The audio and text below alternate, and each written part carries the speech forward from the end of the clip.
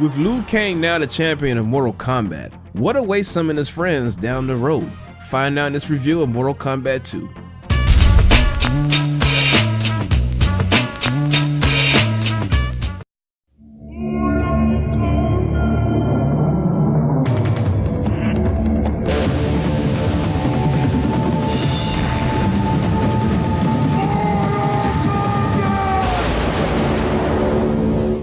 You know, Mortal Kombat is one of my favorite video game franchises of all time. What I appreciate about the series the most is that it's different than others. It's not as competitive like Street Fighter, it's not as competitive like Tekken, but its main selling point is the extra content in the storytelling. And since we're talking about story, let's talk about it. After Shang Tsung's defeat by the hands of Liu Kang in the first tournament, the island they was on was falling apart. Sonya, Kano, and Cage fought Goro to the death until the bridge they was on collapsed from underneath because of an explosion. Although Raiden saves Cage from falling in as well, they too were separated due to an explosion going through a portal. Johnny Cage gets captured by men in American ships and is later questioned by the leader Jackson Briggs, who pretty much doesn't believe a thing Johnny Cage is telling him about the events of the first tournament. And after a fifth time of questioning on Sonya's whereabouts, he pretty much lets him go. Over in Outworld, Gorbak, who is the father of Goro, makes a request to Shao Kahn to take Shang Tsung back to his homeland for him to be executed. Not only for his failure in not getting the job done in claiming Earthrealm, but also for the death of Goro as well. Although Shao Kahn shares the same sentiment with Gorbak, the thing is, he just wants to get stronger, and the only way for him to do so is to invade Earthrealm. But the problem is he cannot afford to do so because his dimensional barrier to Earthrealm is strong. So to make things simple, Shao Kahn isn't allowed to step foot in Earthrealm, so instead he sends his buddy Shang Tsung there in the hopes of winning the first Mortal Kombat tournament 10 times just so he can claim it because he got the access to join it. Not only does he want to claim it, but claiming the souls of Earthrealm will also make him stronger as well. Trying to dodge out of being executed, Shang Tsung convinces Shao Kahn that if they were to challenge the Earthrealm warriors to Outworld to Mortal Kombat, they would either have to accept or forfeit. Not only would they have the home field advantage, but if Earthrealm loses, there will be no one left to oppose them, and plus, they can get their revenge for Goro. Pleased with the idea, Shao Kahn restores Shang Tsung's youth and sends him to Earthrealm with 4 other warriors, Kentaro, Kitana, Mileena, and Baraka, and they're about to raise hell. Meanwhile, while Jackson's unit receives a message from Sonya and Kano being trapped in Outworld trying to seek for reinforcements, Liu Kang returns to his Shaolin temple to see all of his people were murdered in cold blood by Baraka's warriors. He suddenly partners up with Kung Lao, who is a descendant of the great Kung Lao, and they both seek to avenge their fallen people. A Lin Kuei aircraft drops by and we're introduced to Sub-Zero, who is also known as Kuai Lang, who is pretty much the younger brother of the first Sub-Zero, whose name is Bi-Han, who pretty much tells him that Shang Tsung is back and he's hunting down Johnny Cage. Over in Hollywood, Johnny Cage is filming for a movie until a portal opens with Shang Tsung and his people, and things about to get real ugly. The battle begins with them blasting Johnny Cage through a wall where Jackson's partner was in. Shang Tsung busts through and blasts Jackson across the room as well. Now Baraka, he tries to press Johnny Cage, but Johnny Cage surprises him with a roundhouse kick to the face. Jax jumps back in with his shirt off and he takes on the 4-armed Kentaro, giving him them real good old hands. The fight breaks out outside with Liu Kang and Kung Lao joining in on the action. Sub-Zero moves in for the kill on Shang Tsung, but he's knocked away by Reptile, who's invisible.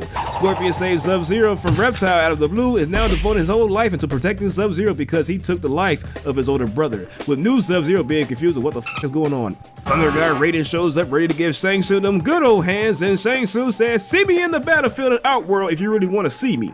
All jokes aside, Shang Tsung exercises rights to challenge Earthrealm warriors to compete in the second tournament hosted by Shao Kahn, basically telling them you either gonna fight or forfeit, and they vanish.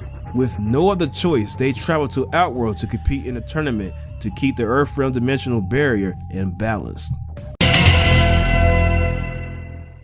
Since everything was established in Chapter 1, Scorpion helps the Earthrealm warriors defeat Shao Kahn, and he finds a new purpose in life. For now, he vows to protect the new Sub-Zero to atone for killing the original. He then goes back to Netherrealm waiting for the third tournament. Although he helped Liu Kang and the others defeating Shao Kahn, Sub-Zero returned home empty-handed because he didn't defeat Shang Tsung. Jax rescues Sonya and Kano from imprisonment from Shao Kahn. However, while escaping to Earthrealm, Kano runs back to the portal to Outworld to avoid being arrested.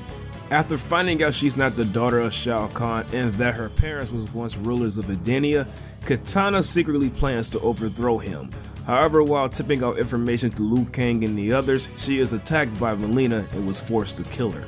And after defeating Shang Tsung and Kentaro, Liu Kang wins against Shao Kahn and is champion of Mortal Kombat once again. However, Shao Kahn, being a sore loser and not ready to accept loss, he ordered his men to kill the Earthrealm warriors, forcing them to return home to prepare for the invasion of Mortal Kombat 3. And like I said before in my last review, all the other character stories are pretty much what ifs and it doesn't go into the continuity of the story.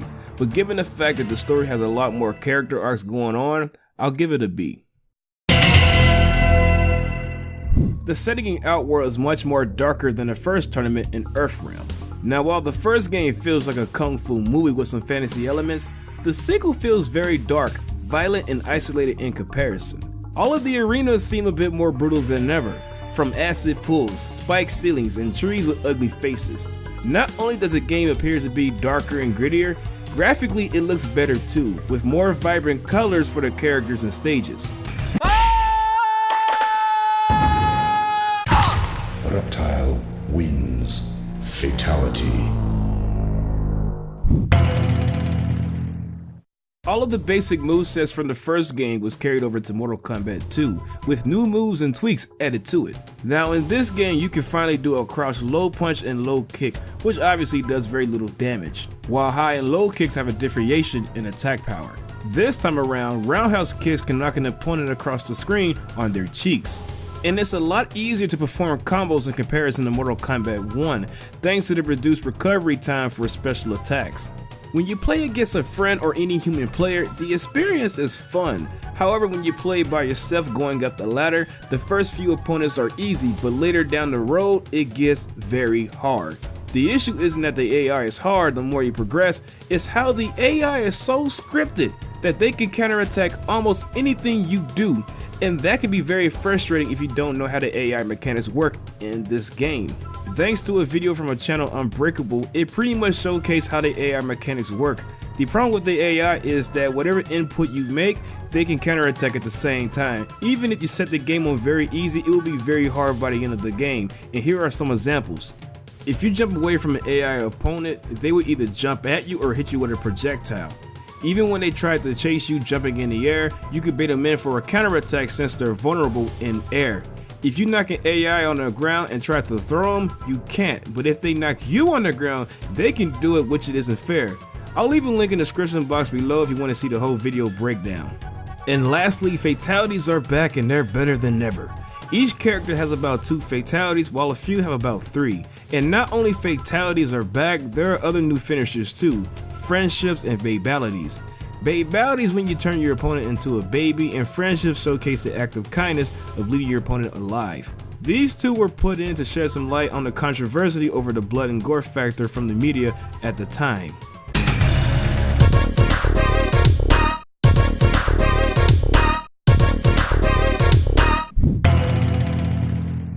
There are about 12 playable characters to choose from at the start, with all of them bringing out their own flavor into the gameplay. For new characters, we have Baraka, who loves to chop chop, Jax, who likes to pound pound, Kung Lao, who loves to throw his hat, Kitana, who likes to throw her fans, and Mileena, who needs to go to the dentist. And for the returning characters, Scorpion is a lot more aggressive than ever, Sub-Zero has a lot more tricks up his sleeve, Reptile is now a reptile, Raiden still shouts a lot, Liu Kang no longer looks like Bruce Lee, Shang Tsung sucks, and Johnny Cage is still punching dudes in the nuts with no shame.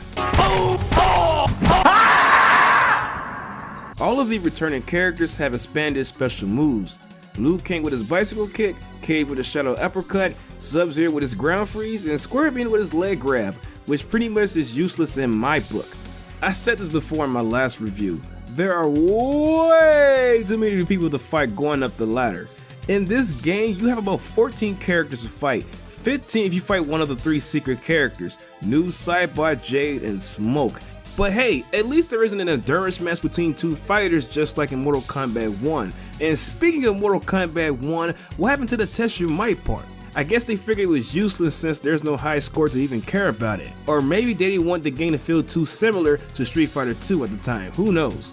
When it comes to fighting Kentaro and Shao Kahn, Kentaro's a lot more savage than Goro. This dude can counterattack his special move by slamming you on the ground, and not only that, but him jumping off screen and reappearing on top of you really hurts too. The best option for me to beat him was to play Kitana because of her fan lift follow up with a jump kick and a fan throw.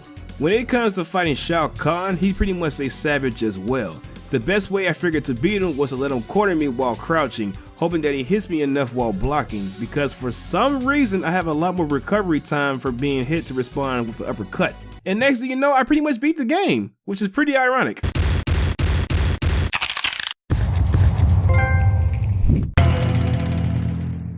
I had tried both ports of Mortal Kombat II on the Sega Genesis and Super Nintendo, and both of which are pretty good on their own way. The Sega Genesis version has a better soundtrack than the Super Nintendo, however it doesn't sound nearly as good as the first game. The gameplay feels stiff and isn't as fluid as the arcade, and one of the disappointing moments is that I can't even do a chain combo with Jax where I can kick my opponent in a certain angle following it up with the air grab. And sadly, the graphics look like crap. Yo, what is that?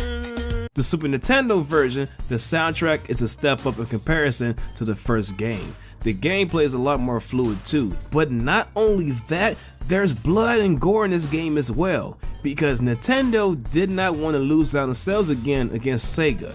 Personally, I say that this port is the best version to play, not only for its fluidity and movement, but graphically speaking, it's better too.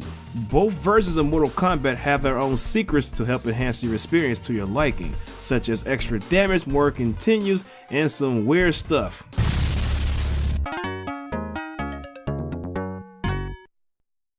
Mortal Kombat 2 is a game that's darker, violent, and isolated with its tone. Not only was the game bloodier than the first, it was sure as hell a lot of fun to play and worth coming back to. So with all that being said, the story has a lot more layers, the gameplay is better than before, and the soundtrack is worth listening to. If I were to give this game a rating for how it still holds up to this day, I'll give it a B.